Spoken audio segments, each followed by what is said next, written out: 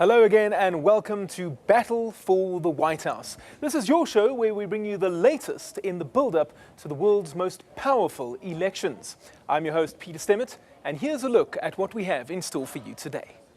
Donald Trump visits Mexico and meets with President Enrique Pena Nieto. Hillary Clinton tries to maintain the moral high ground as she continues spreading the Democratic message across America.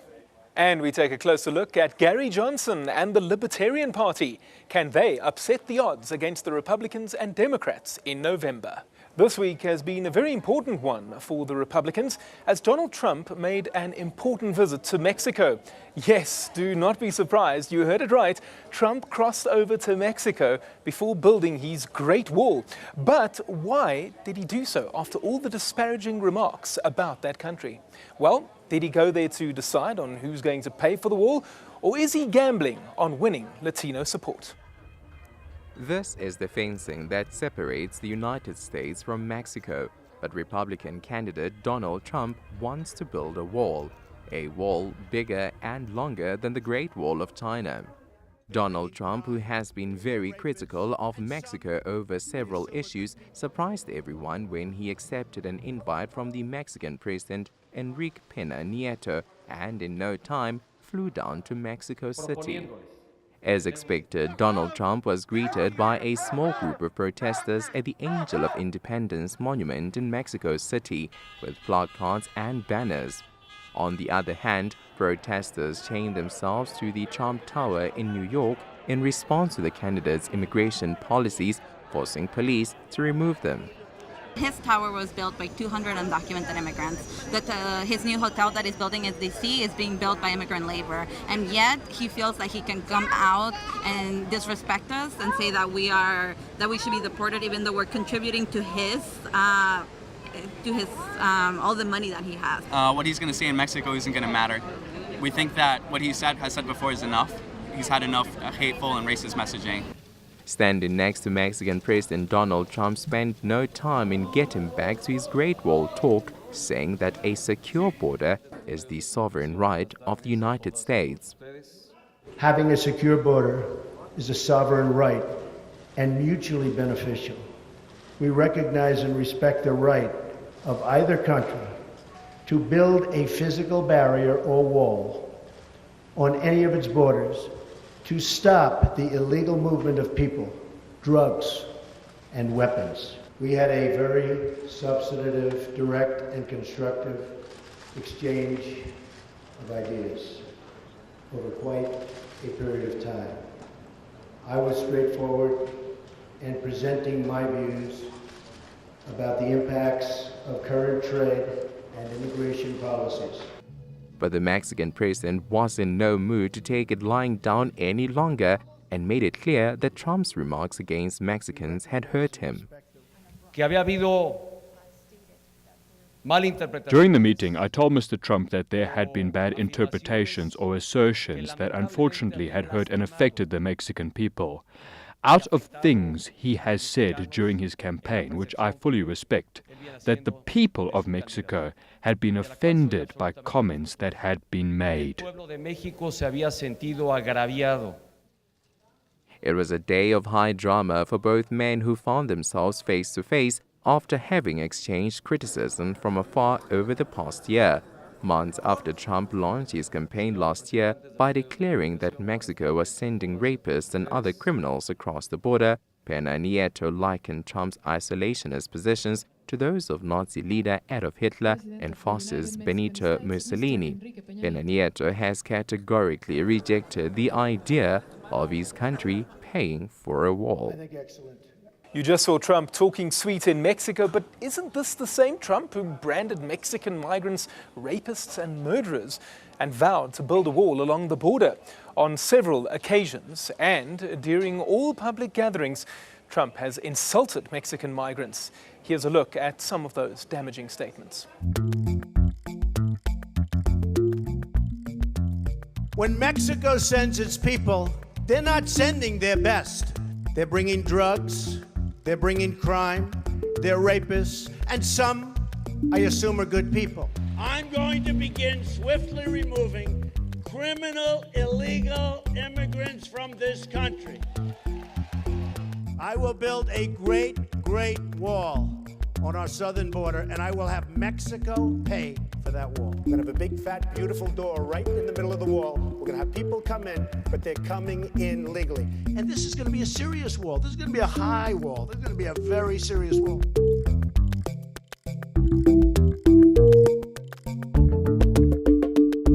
There is a way to have Mexico pay a wall. Under no circumstances would Mexico pay for that wall. There is no way that Mexico can pay a wall like that. I'm not going to pay for that wall. He should pay for it. He's got the money. Mexican people, we are not going to pay any single cent for such a stupid wall. The wall just got 10 feet higher. Who's gonna pay for the wall? Who? And just so you understand, I have a very good relationship with Mexico. I have a phenomenal relationship with Hispanics.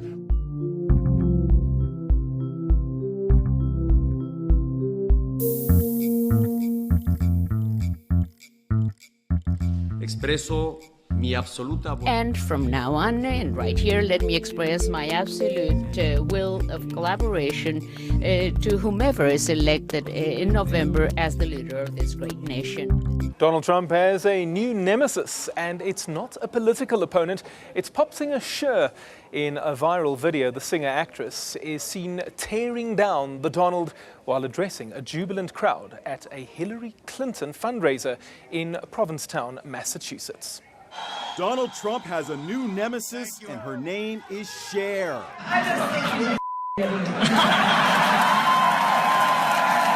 The crowd went wild in video just posted on Facebook as the potty-mouthed Oscar winner hurled one insult after another. And I think that if breaking news ever happened and he had to go to the podium, we would just all go. Cher made the remarks at a Hillary Clinton fundraiser in Provincetown, Massachusetts. She even compared him to two of history's most notorious monsters. I was thinking, despots, Stalin, Hitler. Meanwhile, the Democrats kept a low profile this week, but that does not mean their presidential candidate Hillary Clinton missed out on any opportunity of bashing Donald Trump. Clinton spent most of her time in talk shows and fundraisers. There was not much boo-ha-ha in the camp of Hillary Clinton this week. All looked silent until Fox News poll showed Donald Trump tightening the gap between himself and Hillary Clinton in the presidential election. Clinton received 48% support to Trump's 42%, a smaller gap than the 10% spread in the same poll earlier this month. Soon after this, Hillary Clinton became very vocal and started bashing Donald Trump. Clinton targeted Trump on his historic trip to Mexico. She went on to say that it certainly takes more than trying to make up for a year of insults and insinuations by dropping in on Mexico for a few hours and then flying back home. You don't build a coalition by insulting our friends or acting like a loose cannon. You do it by putting in the slow, hard work of building relationships. Getting countries working together was my job every day as your Secretary of State. It's more than a photo op. It takes consistency and reliability. Actually, it's just like building personal relationships. People have to get to know that they can count on you, that you won't say one thing one day and something totally different the next. And it certainly takes more than trying to make up for a year of insults and insinuations by dropping in on our neighbors for a few hours and then flying home again. That is not how it works. American leadership means leading with our values, in pursuance of our interests, in protection of our security. At our best, the United States is the global force for freedom, justice, and human dignity. This was not all. Hillary Clinton also hit out against Trump's charges that she is physically unfit for the White House. Speaking during an appearance on Jimmy Kimmel Live, Clinton said she doesn't question Trump's health. She believes he's as healthy as a horse. Well, this has become one of their themes. Here, you take my pulse while I'm talking to you. Okay. Make sure I'm alive. Oh my God, there's nothing there. There's nothing there. What can I say? Back in October, the National Enquirer said I would be dead in 6 months. Oh, wow. Oh, boy. So with every breath I take, I feel like it's a You have a new lease on life. Yeah, a new lease on life. It's funny, I don't know why they are saying this. I think, on the one hand, it's part of the wacky strategy. Just say all these crazy things, and maybe you can get some people to believe you. On the other hand, it just absolutely makes no sense. And I don't go around questioning Donald Trump's health. I mean, as far as I can tell, he's as healthy as a horse. Well, his doctor said he had the best health medical examination he's ever seen in a human being. Yeah, I saw that. Can you open this jar of pickles? This has not been tampered with. This is... you did get it. If this was not enough, Clinton's team immediately rushed into action and came out with a propaganda video warning U.S. nationals as to what they could face if Trump became the president of the most powerful nation in the world.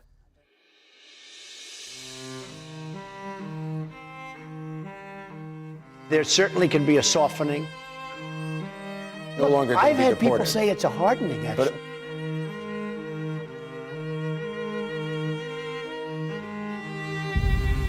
You're going to have a deportation force. We have at least 11 million people in this country that came in illegally. They will go out. They have to go. They have to go. They're going to be deported. Look, we either have a country or we don't.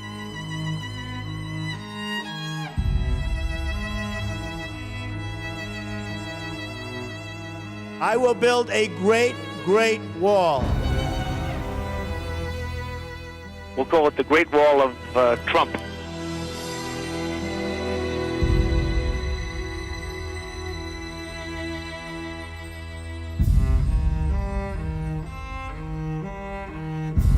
With Trump closing in on Hillary every single week, Hillary will have to give something concrete to U.S. citizens rather than mere Trump bashing. It's my pleasure now to introduce this week's guest. We are joined via Skype by Senator Mike Gravel from California. Gravel served as senator from Alaska between 1969 and 1981 and also ran for president in 2008. Senator, thank you so much for your time and welcome to Battle for the White House. Firstly, what have you made of Donald Trump's rhetoric? Trump, you have to appreciate, is a creation of the media. And his campaign, which is the most unusual campaign in American history, is totally unconventional. And the media finds him very interesting, and so they just feature him ad nauseum.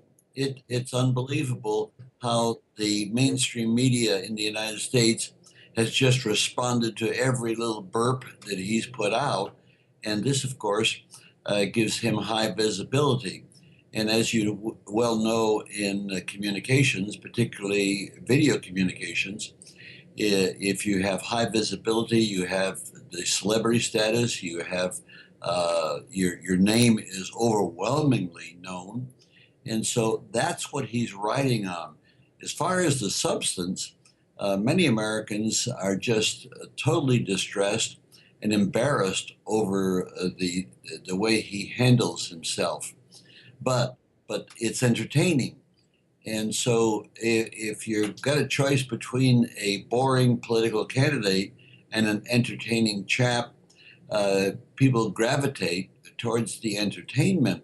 But when push comes to shove, will they overcome their problems of understanding that he can be a bit of a loose cannon or a narcissistic fool? The general feeling was that once Trump comes up against seasoned politicians in a debate environment, he would be exposed. However, that hasn't happened. Why do you think this is? Well, but they're wrong. In other words, he came up against seasoned politicians all during the campaign. You know, Jeb Bush had been governor and was overwhelmingly and had all the money in the world to win, and he destroyed Jeb Bush. Marco Rubio, and senator, and a popular senator in Florida, and then Cruz out of Texas. I mean, these were, and Kasich and the others, these were all, and of course, two governors. These are all seasoned, very seasoned political types who had the money, had the organizations, and Donald Trump destroyed them one at a time. So let's not get carried away that straightforward politics is going to carry the day.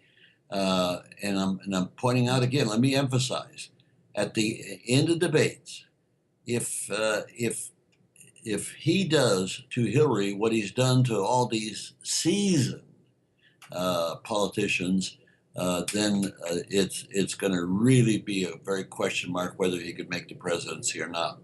Now, Hillary, though she's seasoned, she's not nearly as seasoned as several of the Republican candidates.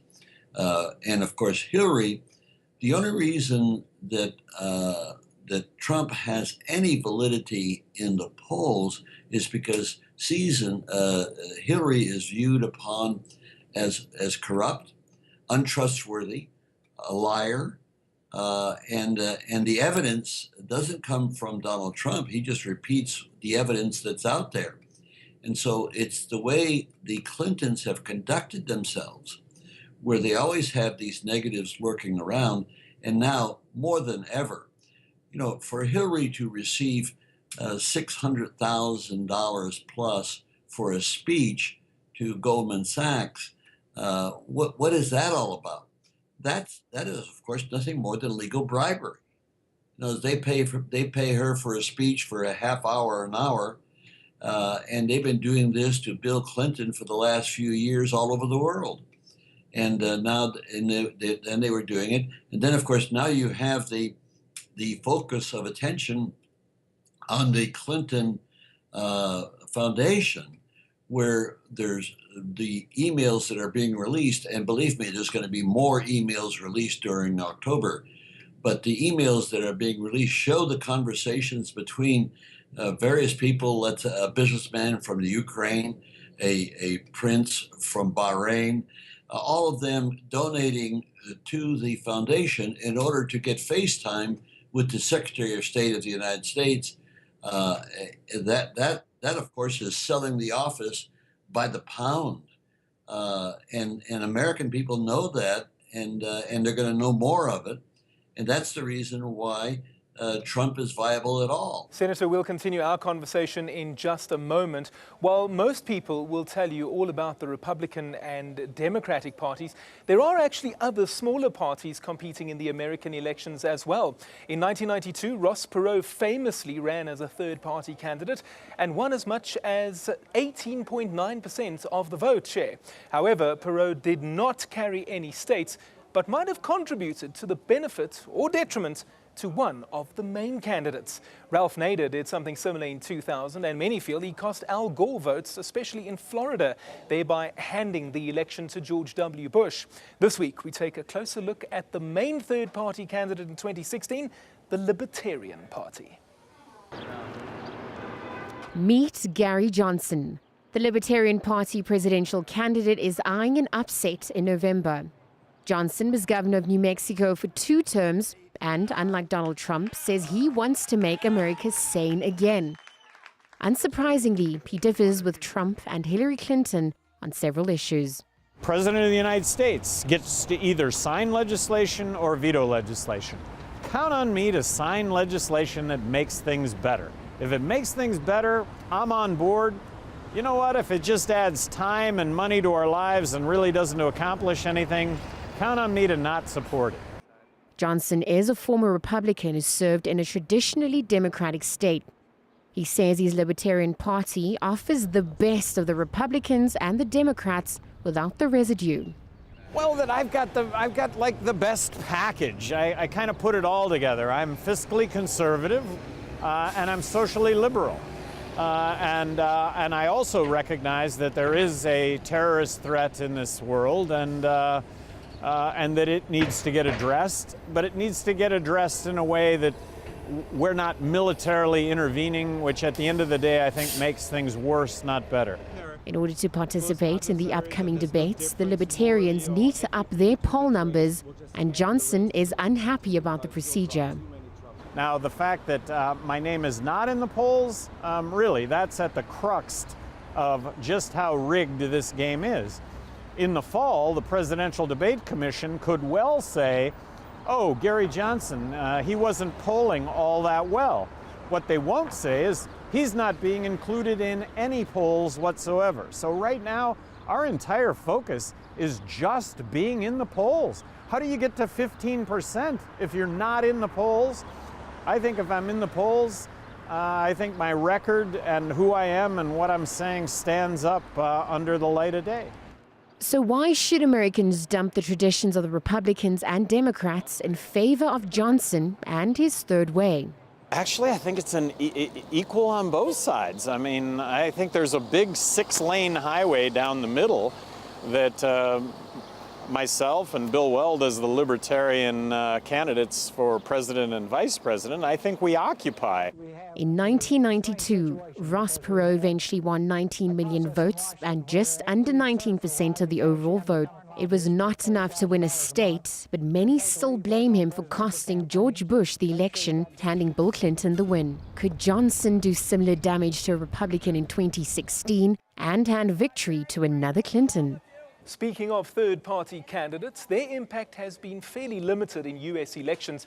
However, there are two modern examples where they did do damage. Let's begin in 1992. Bill Clinton there on the far side, 43%. That's the popular vote number, but what's important in an American election is the electoral college votes, which you can see he got 370 to George Herbert Walker Bush's 168. So a landslide victory there to Clinton.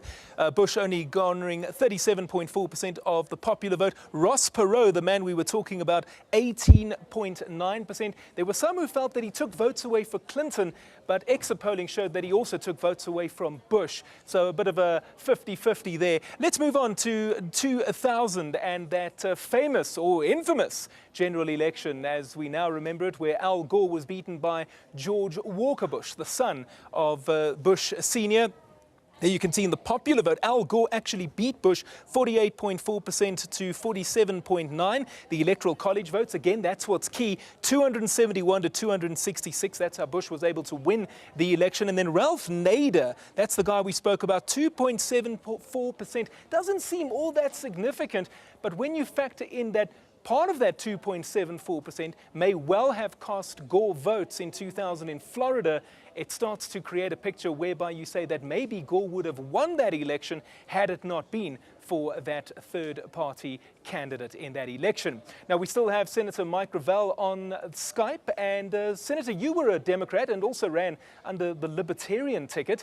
How much damage do you think Gary Johnson and the Libertarians can do to the main parties this time around? Well, with respect to the Libertarians, I don't think that they'll get much further than where they are. I know Gary Johnson personally. We run the same corporation.